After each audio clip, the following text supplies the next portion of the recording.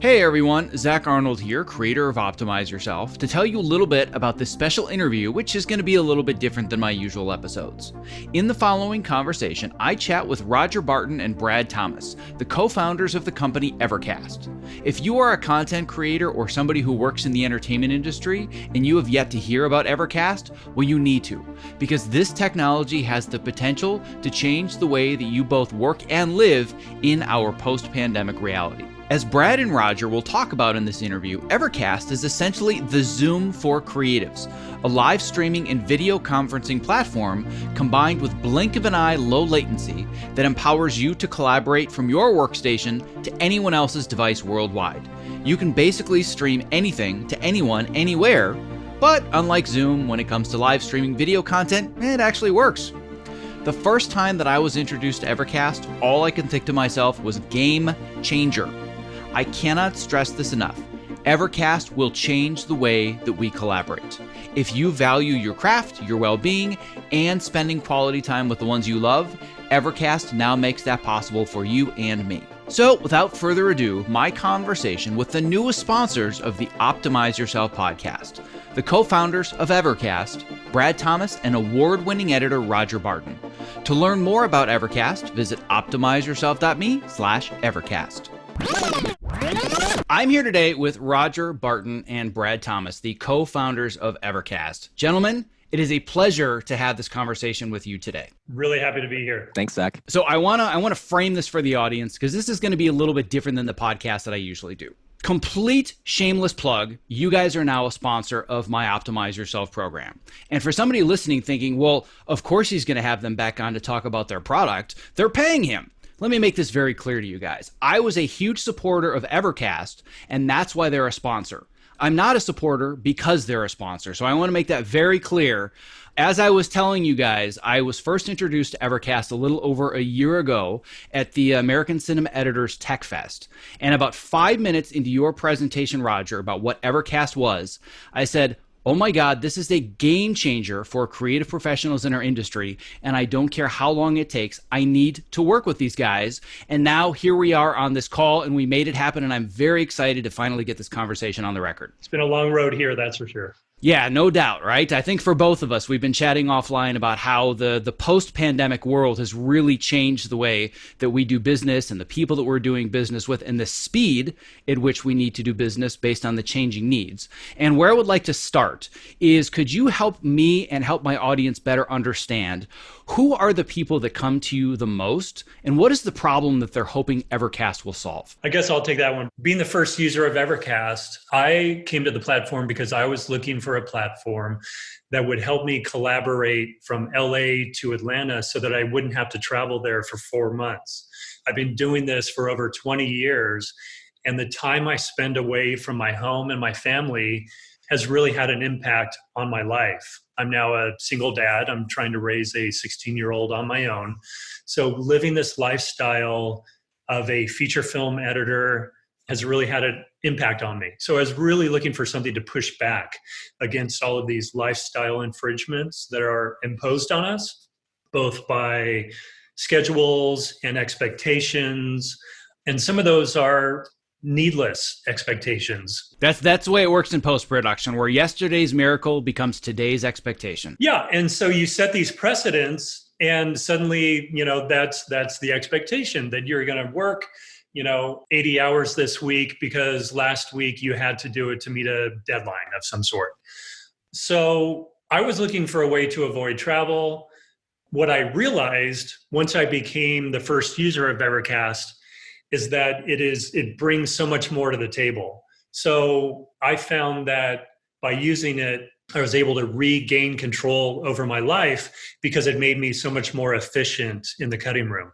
I could reach out to the director at any time throughout the day spontaneously, and he could do the same with me. We could answer each other's questions. I could show cuts for feedback. And because you're not only seeing the content that I'm streaming to the director, I'm also seeing his expression, because video teleconference is built into the platform. That was a big benefit to me because it really keeps me and the person I'm collaborating with connected.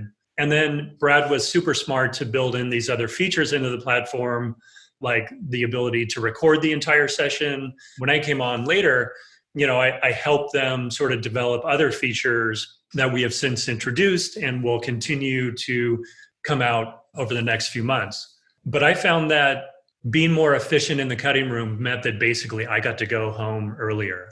So it wasn't just about travel. It was about a whole lifestyle change. And I needed a change, especially now that I'm a single dad. Like, I really need to be here, for my kid as he's going through these really rough teenage years as a kid with separated parents. What else is interesting, Zach, is the fact that when Alex and I first started building this 5 years ago, it was more about creative momentum. It was the fact that in our previous company, I happened to be the editor for a lot of our marketing videos, and I hated always uploading video files for review, especially when my team was often remote, because it felt very disconnected and very passive. And so it was like upload file, wait for a review, get notes back, didn't quite understand what the heck they were talking about. And I'm like, is there any way we can do this with Skype or Zoom or something? And not at the level of quality and consistency that we needed to do it effectively. And that's when Alex and I went down this long journey to try to do it ourselves. And ultimately, we pulled it off, where we created this video conferencing platform with super low latency live streaming technology, where with software only, no proprietary hardware or anything, you can stream, like it is, very high quality, low latency, high frame rate. Our goal, honestly, is to become the Zoom for creatives. I love it. The Zoom for creatives. That's a good way to frame it. Well, and that low latency as an editor is super important, because if there's any kind of lag, it really makes the collaboration much, much more difficult. If I have a director who's saying, okay, stop there, and then I hit stop, and yet it still plays for 3 seconds on the platform, that becomes impossible. So when you guys demoed for me that first time and we put it through the paces, literally, my jaw hit the floor. I'm like, oh my God, this is what I have been waiting for a decade. Yep,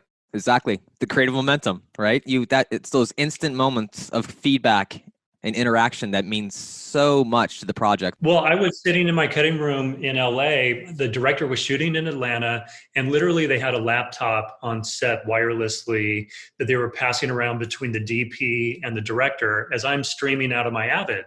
So they're shooting pickups for the scene that I'm currently cutting, and they're literally streaming the cut live next to the camera going, oh, I see, we need this shot.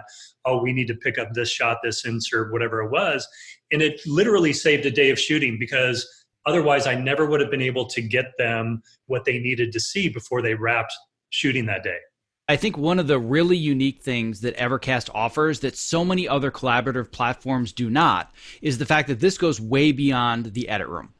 This is something that's not just for editors to do remote collaboration. You guys are working with directors and set designers and location managers. So talk to me a little bit more about how the Evercast ecosystem is so much larger than a lot of the other remote collaboration platforms. Part of that, honestly, is the fact that we're software, right? So it's just scalable. It's more scalable by nature, because as long as you have a computer and, you might need a little bit of gear just to connect a mixing board or, a breakout box, whatever, depending on your setup. But for the most part, for under a few $100s, and now we just have a new NDI integration where you can literally connect things through NDI and Ethernet for like $15, right? So it's extremely scalable. And that scale really allows us to go beyond just editing or, music composers. We got some of the biggest music composers in the world using it. We've got gaming companies using it for game development. We have obviously visual effects artists using it for visual effects development and review. I think the big change now that films are looking for ways to shoot and shoot safely, they're looking at Evercast now as part of the DIT package, where Evercast can stream right out of the cart to either executives or directors or department heads who might be sitting in their trailer 100 yards away, but they're seeing the direct live camera feed as though they were standing right next to the director in Video Village. But of course, these crowded settings are what, movie sets are trying to avoid now.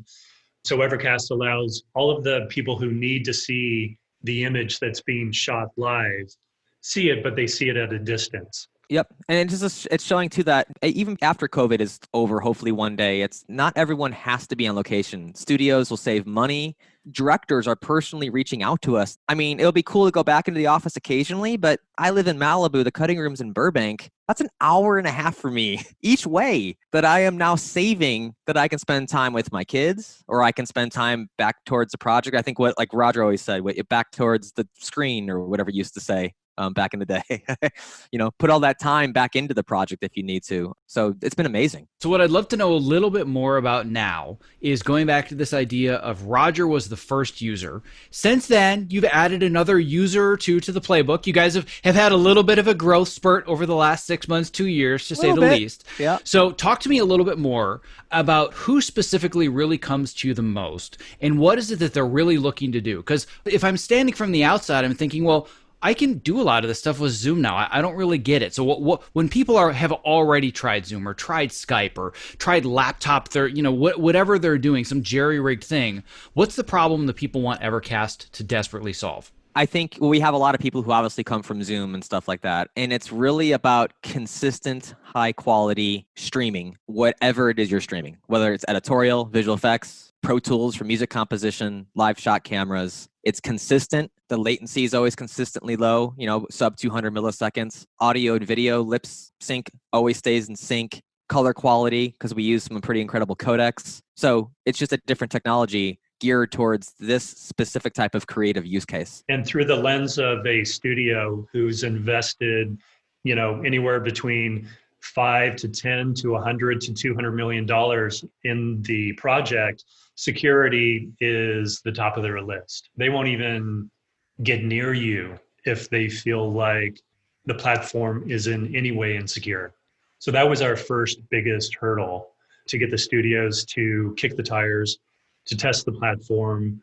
And eventually, that happened, luckily for us, before COVID, because once COVID hit, everyone was scrambling for a solution immediately that they could trust. Yeah, and we already had the agreements with all the major studios, all those years of working with them to get through that process. We were already past it once COVID hit. And clearly when it comes to security, and we're talking about things like Skype or Zoom or otherwise, if those things aren't secure enough for my wife, who's a third grade teacher, to teach her kids remotely, it's probably not going to be secure enough for a major studio that's investing $200 million. And as we all probably remember, when the pandemic hit, the lack of security in all of these screen sharing platforms and all of these conference platforms, it was pretty ugly for a while. And sure, they've shored up some of the things, but I would never feel secure enough working on something that I needed to share remotely by just saying, well, I'm going to save some money. I'm going to go on Zoom and I'm going to screen share my record window in Avid. Like, that would terrify me. So it seems to me that the security is of utmost importance, the lack of latency, maintaining lip sync, and the quality, of course. Maintaining a certain frame rate. Exactly. So maintaining that certain frame rate is really, really important for content creators. But here's where I think you guys are really the game changer. You have all of the tech already to essentially be what I've been calling an HDSDI cable that goes out of my edit system to anybody's iPad or iPhone in the world. But where you guys really differentiate yourselves is collaboration. So talk to me a little bit more deeply about your collaboration features, because I don't think anybody has really cracked the code on how to even begin doing this. And you guys are so far down this road already. So talk to me a little bit more about collaboration. Well, for example, like Roger said, you can record an Evercast session, right? One of the beautiful things about a recording engine is that when you record an Evercast session, it records each webcam feed and each stream individually. So we have, for example, animators where two people are streaming into the room at the same time, plus the participants. But even if not, it just records every feed individually. And the reason why that's important is because when you replay an Evercast session, you can choose what feed you want to enlarge into the main viewing area.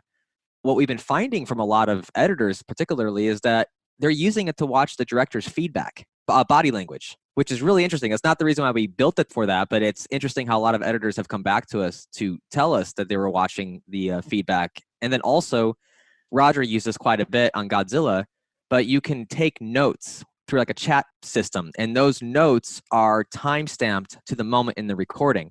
So I think, Roger, you had an assistant, right? Or something like that? Yeah, Rob Molina was my assistant, and he would be part of the session, only he would turn his camera off. So he's ghosting the session, right? And as I'm streaming the cut to the director, what I would typically do is run the cut once all the way through. So if it's a 15-minute, 20-minute reel, The director would just sit by, maybe there's a lighting setup on set and he has an extra half hour. So I just let it run once and just let him absorb what I'm showing him. And so that's when I would really get all these great reactions to the cut, because I would play that back later. But then what would happen is I'd wind back to the beginning, I'd lower the volume, and then I would allow him to talk over it. Now, because this is all being recorded, that means that all of the notes that he is giving me against the image that I'm streaming, when I play that back, I know exactly what he's talking about. There's no guesswork. I don't have to look at my, really bad handwritten notes that often I would look back on and say, what did this mean? So it takes a lot of guesswork, interpretation, translation out of the process. So whether you're an animator, a musician, if you're a film editor, the notes that you are being given are captured so that when you go and you execute the notes, there's no guesswork. And the notes are also clickable. So you could be like, oh, this is where we started talking about the Chicago scene.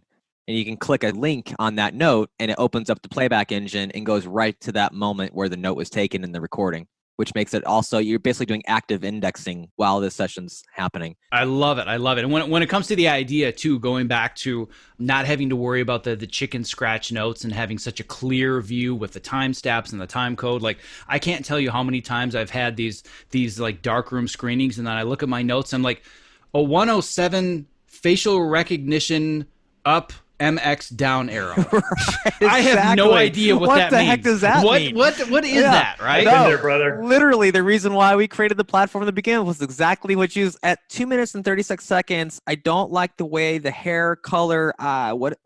I don't get it. What is he talking like? So, or it just says I don't like, and then you didn't finish the sentence.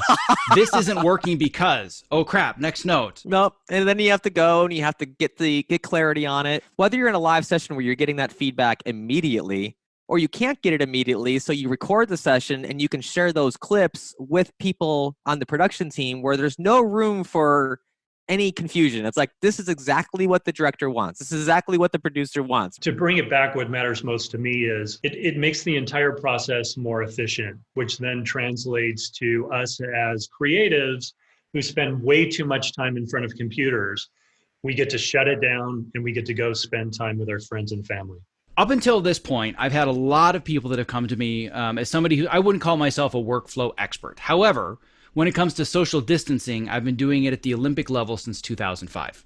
I've been working this way for a long time. So when the pandemic hit and everybody freaked out, I'm like, you guys call it quarantine, I call it Wednesday. This is just how I work. This is my thing. But the biggest complaint, and I'm sure you guys have heard this many, many times, this looks amazing, I just can't afford it. This is built for studios. This is built for guys like Roger working on Godzilla where they have $200 million. And I know that's the way that things were, but that's about to change. So let's talk a little bit about where Evercast is going beyond just the feature set. Yeah, I guess you could kind of compare it to Tesla. You know, Tesla had to release the Model S before they released the Model 3. Both are great, amazing cars. I think Evercast has gone through the same thing. You know, we had to release the Model S to basically fuel and fund our R&D and growth. So by the end of the year, we are going to be releasing a sub $200 version a month of Evercast for the freelancer and indie creatives, prosumer, basically, right? All the YouTubers. Yep. YouTubers, freelancers, indie, anyone who is a professional video creator outside of Hollywood.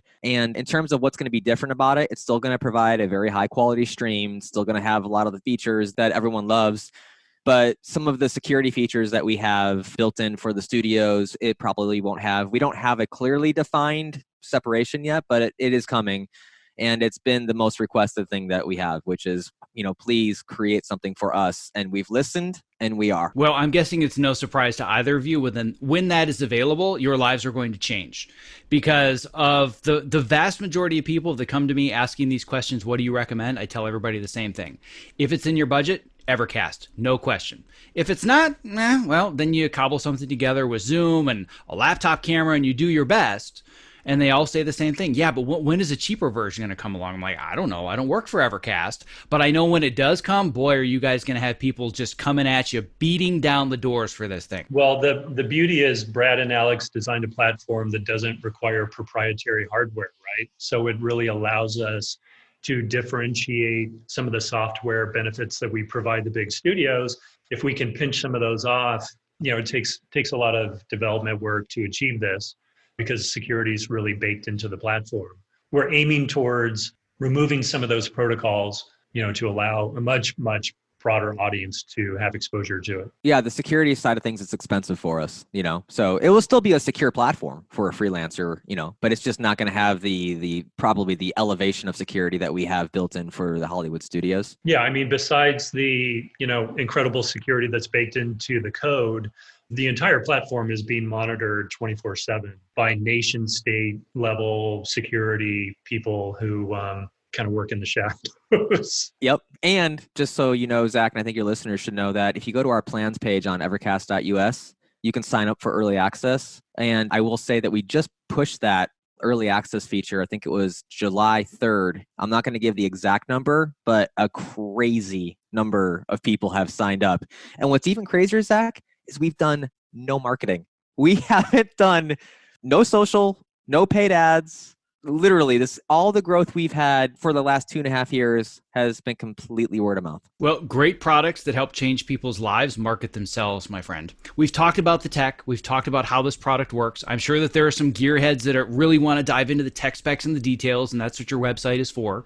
But what I really want to better understand and talk a little bit about now, where I want to leave us, is understanding the true results of having Evercast in your life. And Roger, you've alluded to this. Now that you've had thousands of users that have gone through this platform, what are the real results that they're seeing beyond, well, I can now collaborate remotely? That's an obvious one. What are they really seeing about the quality of their lives? I get a lot of reach outs from people who talk about how Evercast enables them to continue to make a living during this time. But there's one story in particular, and it's about a family of editors. There's a patriarch and then 2 or 3 sons. And being a editor his whole career, the father really struggled with maintaining a personal relationship with his sons while the demands of editorial kept pulling him away. Recently, he got exposed to Evercast, and we were told that his comment to his sons were, if this were around when I was cutting, I feel like I'd have a much better relationship with you. And that just, me and my situation, of course, being a single dad, that just meant the world for me to hear that. Well, the addition that I could put on there as well to lend to my own experience and now changing my thought process of how I want to pursue my own career as an editor and a podcaster and an educator is a few years ago, I asked myself, what's next? I just finished Empire Season 1. The show blew up, and I thought, this is great, but I can't continue this pace for the next 30 years. And I always wanted to do the big time features. That was always the dream. I want to work on these big features, these dramatic features, and win the Oscar someday. And I realized that with kids, that was no longer going to be an option for me, because there's no way to balance the demands of being a big time TV or feature editor and being a parent. But now all of the thoughts that I've had about I just need to give that up, those thoughts are coming back thinking, well, maybe because of Evercast, there is a way to make this work because I can still be there for my kids. So it's not a matter of at their high school graduation, they can say, well, we've got a great college fund, wish we had a dad. And instead, it can be both. And I feel like if Evercast didn't exist, I couldn't even entertain those thoughts right now.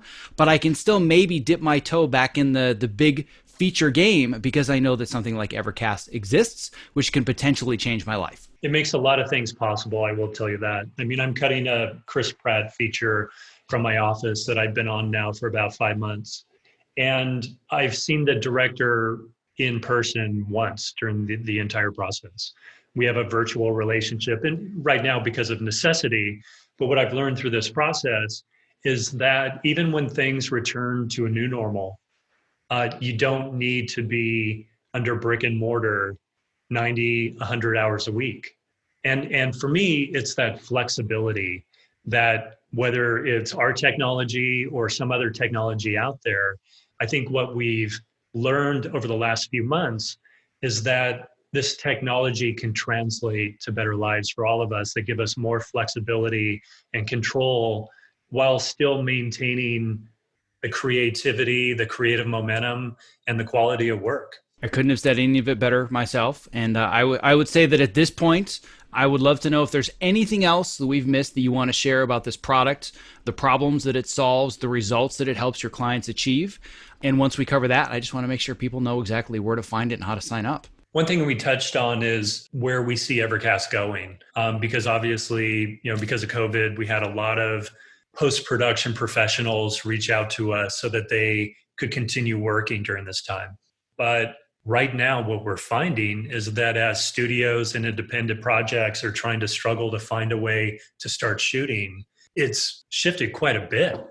And so now there's probably as many people reaching out to us for shooting use cases than there are for post-production use cases. So on that note, if somebody's listening to this and they're saying, oh my God, I'm sold, what do I do next? Where can we send them? Just go to evercast.us. Roger, Brad, this, my friends, has been an absolute pleasure. I am glad that I was patient, knowing that this day would come and we finally could make it happen. And all I can say is that I am so proud to be just the smallest piece in this much larger puzzle of making Evercast a standard tool. So I'm going to do whatever I can to support you in this journey. And Zach, I'll just say in closing, as an editor myself, I really appreciate the conversations that you are sparking with our community. I think there are many benefits we're all going to see by having these discussions. So thank you. Well, that is my hope. That is why I do it. And I appreciate both of you saying that. So on that note, I will bid you both adieu. And I thank you both for the wonderful work that you're doing to improve the creative collaborative capabilities, as well as increasing the quality of our lives. So thank you so much for being here. Thank you. Thanks, Zach.